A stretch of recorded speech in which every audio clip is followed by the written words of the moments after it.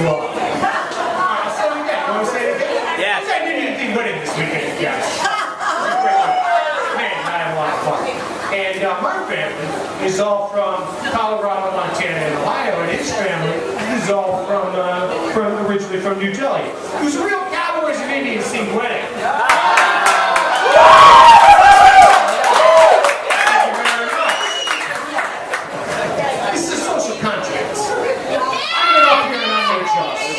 You guys sit there and laugh, even when they're bad, especially when they're bad. Because comedians have low self-esteem. Comedians need to be encouraged. This is our drug. You are our pimps and our peddlers. Thank you very much. Can I get that one more time, guys? All right. Can I get one more time? Okay, we got it. And keep it going for your next comic. And welcome to see her, ladies and gentlemen. Her name is Christina, Brice.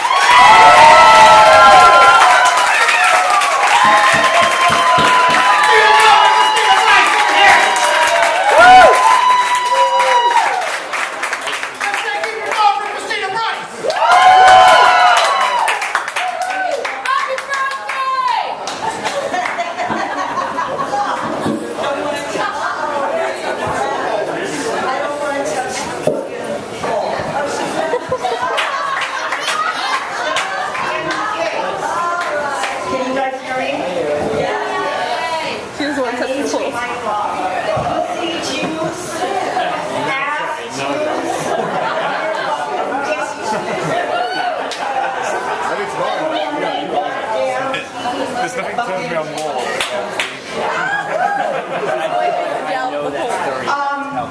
I brought my notes up, but fuck them because I can't see them without glasses, so I'm winging this shit. For those of you who know me, I watched this movie called Bucket List, not in the theaters, when it came to cable like the 20th time. And I decided to do a little stand-up comedy to push myself. So today's my birthday.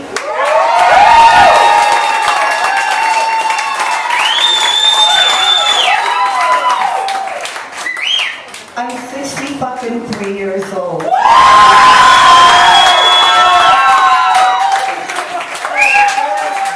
I don't want to fall off this fucking stage. So I'm going to talk to you about aging, which I know a lot about. I fucking lived it. Anybody in here have younger friends? No? Friends like that, you know younger people, you hang out with young folks, those of you who are old. Yes. Yes. Well, I have a couple of young friends, and one of them I go out with.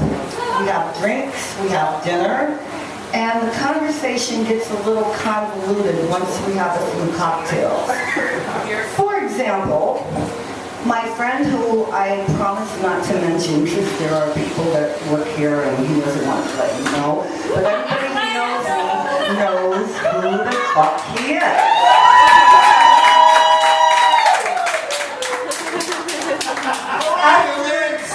After a few drinks, the conversation went to his girlfriend's pussy. And how he likes it shaved. And he goes, you know, Christina, I like my pussy to be bald. And I said, that's great for you, because you're like 40 fucking years younger than I. If I walked around with a bald motherfucking pussy, motherfuckers would think I had alopecia.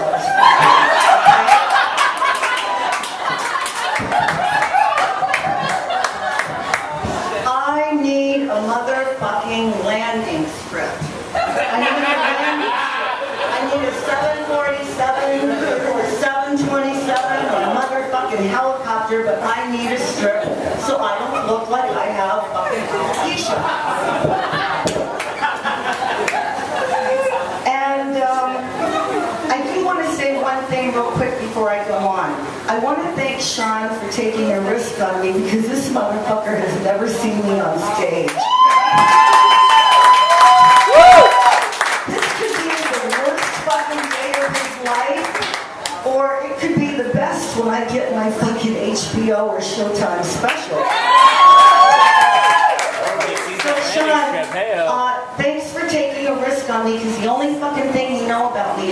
told you I was funny.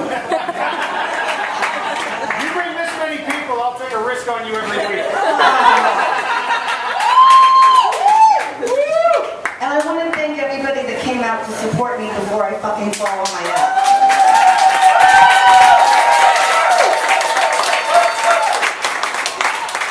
And real quick, I want to thank my husband because I talk about him like a motherfucking dog to everybody. But I've already talked to him like a dog before I tell you guys. So it's not fucking news. Thank you, Mark, for putting up with me.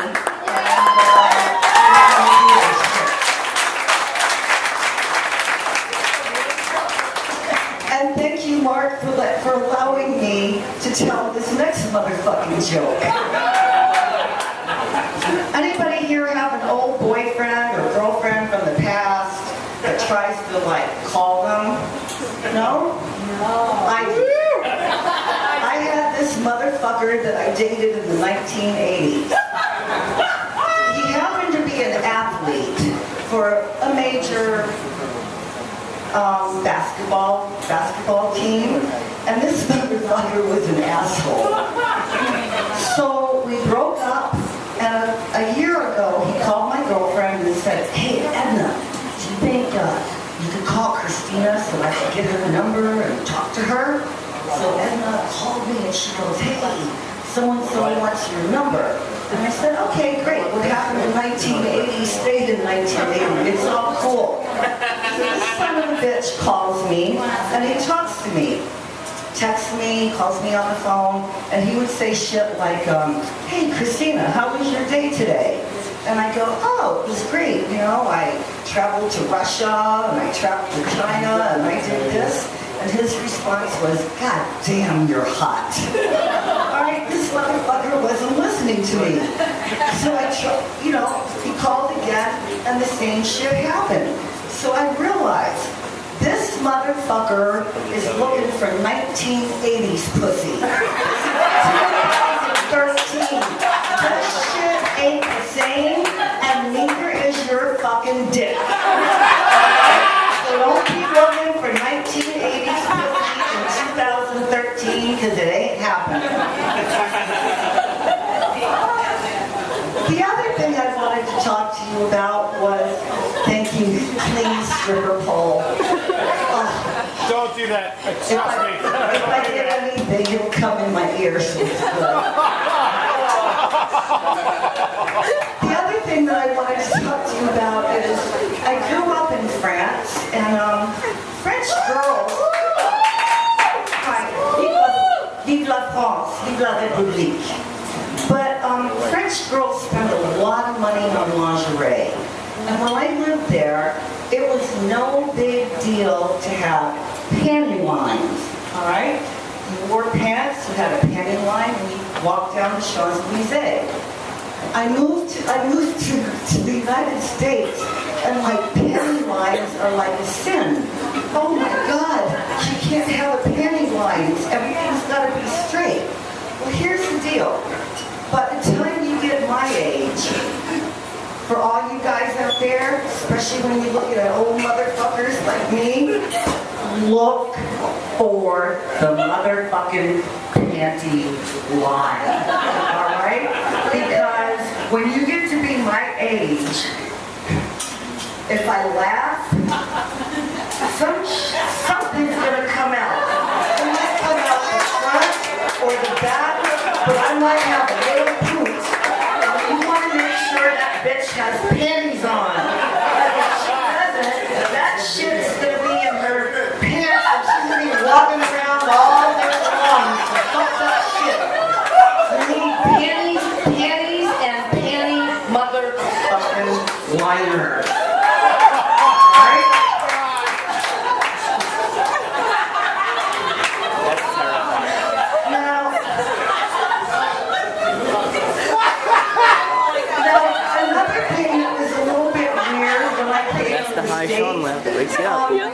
I spoke English and everything, but there's little communication problems every now and then. I had a job when I was in college, and I got kicked out of more colleges than most people have been to. But it's okay, I'm still working.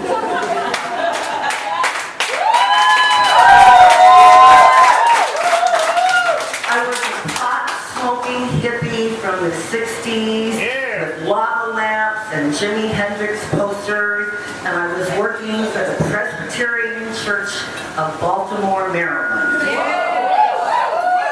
Who, by the way, allowed me to have a day off to go to Washington, D.C. for marches and stuff. They were cool. So one day, I'm in the room, and I couldn't get a drawer open.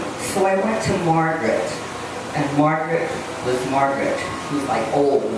And I said, Margaret, I can't get this drawer open.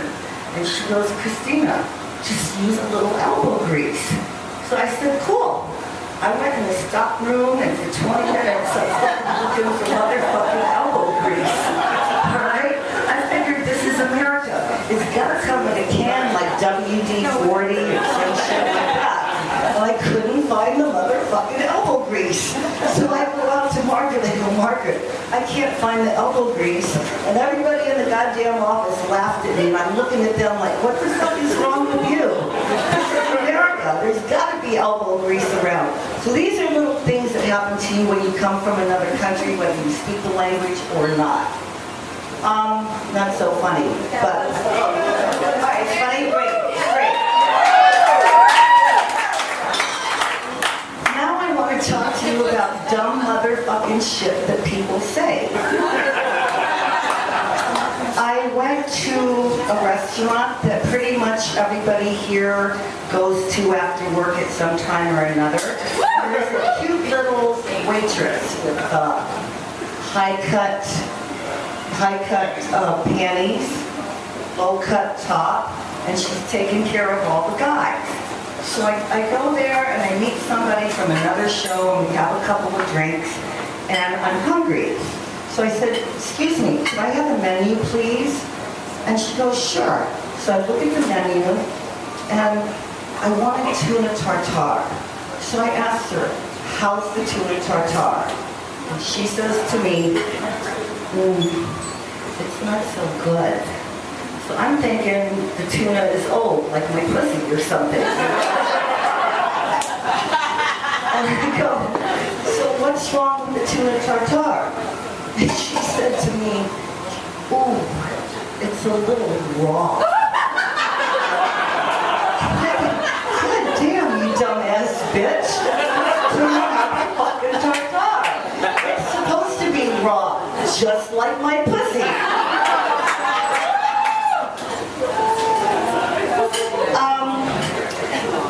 One good thing about getting old is you don't give a mother. Right? If I fucking bomb on this stage, I don't really give a fuck. I made you laugh a couple of times. If you don't laugh again, fuck your ass. I'm going home in a cab. I'm going to my high-rise with an elevator, hot and cold running water, electricity, a duvet cover on my bed, and a job in the morning. So fuck you, motherfucker. I don't give a shit.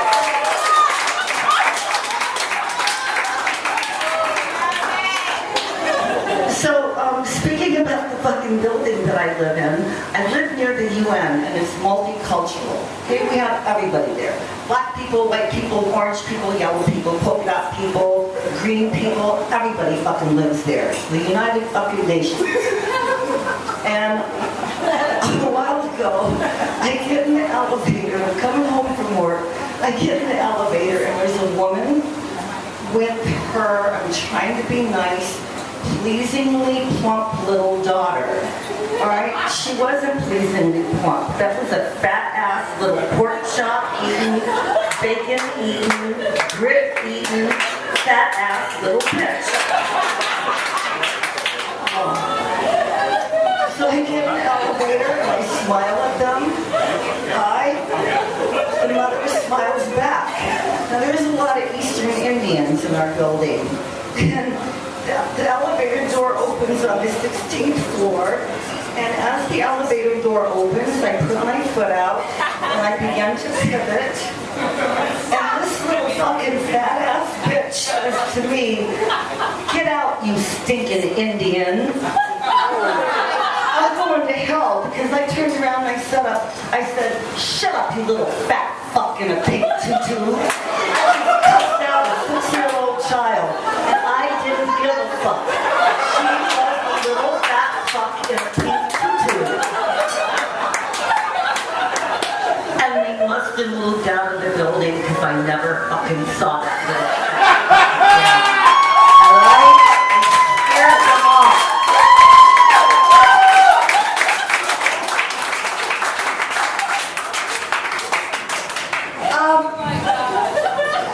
Another observation that I've made in life, like, I'm a sick fuck, because I'll look at shit and I just like think of retarded stuff. Thank you. Oh my God. Have you ever in your life thought about the life of a fart? Probably not. I have. Because I know people, women, one of them's my friend, I'm not going to mention their name, but they're sitting over there, you know who you are. I don't have to say anything, and those of you that know her know who I'm talking about. This bitch wears some tight-ass motherfucking pants to work, okay? Pants where you see, what is that thing called? The camel toe? They're painted on.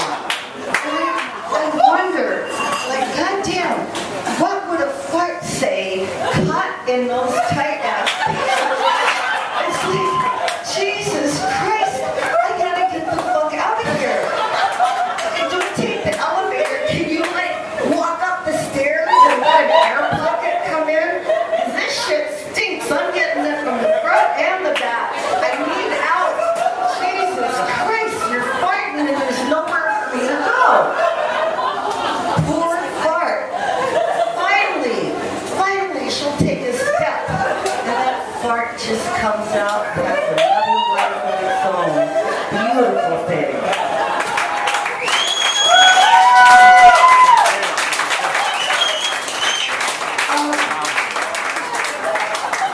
Another thing that I'm just thinking of, because I'm fucking winging this shit, and I'm not reading my notes because I can't see it, so this is like top of my head, top of my dick.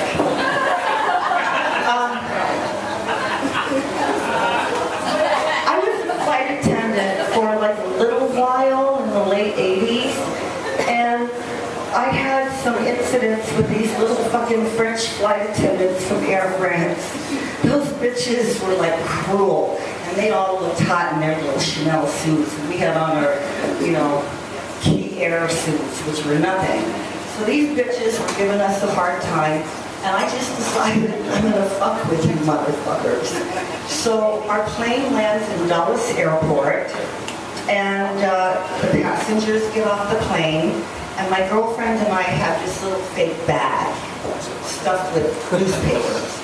And we go to the Air France counter in Dulles Airport, and we go, listen, we had a passenger in first class, seat 1F, and they were doing a connecting flight to Paris.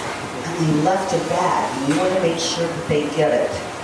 And so the French flight attendant says to me, what are the names? And I said, well, I think his name was Mr. Head. And then my girlfriend goes, yes, his name was Mr. Head, and his first name was Dick. So this bitch gets on the intercom in Dulles Airport and goes, Monsieur Dick Ed, would you please come to the airport counter? Monsieur Dick Ed, please come to the airport counter. Every fucking body in Dulles Airport was peeing in their pants. That shit was so funny. I love doing stuff like that.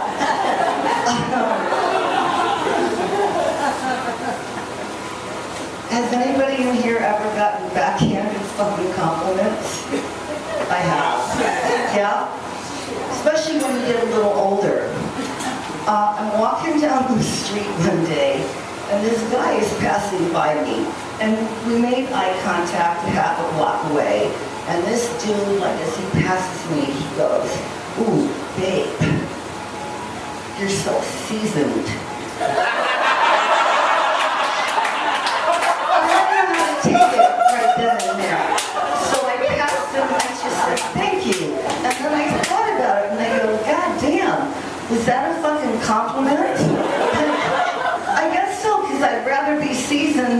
fucking not season, so I'll take it. Was somebody waving something for me to get off the stage? Do I still have more time? 3 minutes? Yeah.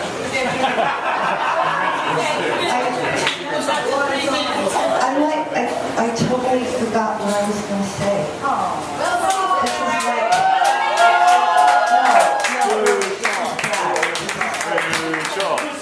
This is like so bad. I had jokes. No, I feel really bad about this because I feel embarrassed, especially in front of my friends.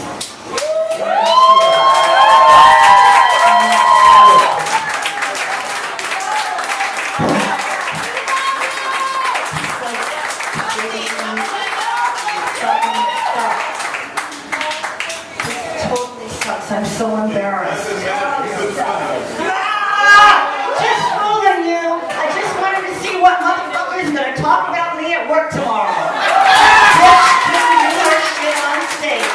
Fuck you, asshole. Yes, I can. Yeah, fuck you, asshole. Yes, I can. I can remember all kinds of shit. I remember 1923 and my ass was I remember 1923. Just like I was talking to some damn interns where I work. I'm not going to tell you where I work. Alright? Because I need my job. Before I get my HBO special. Some of the show they don't pay me right. It's fucking HBO o'clock. We're outside and we're talking about JFK's assassination. And this dumbass, college-educated bitch says out loud in front of 5 or 6 people, well, I don't know anything about that because I wasn't born then. Whoa. And I said, well, I wasn't born when Attila the fucking Hun was around. I know shit about him. I wasn't born when Abe Lincoln was around. I know shit about him. I mean, goddamn, bitch, you went to college. I flunked out of more colleges than everybody in this room has ever gone to. And I still know my shit, so fuck you.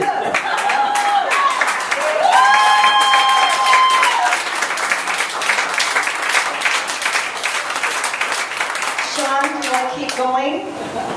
Yeah. Or do I have to? You got one more. Hold on. I think these Clorox will do really good. Like, if I got some heebie-jeebies from this pole.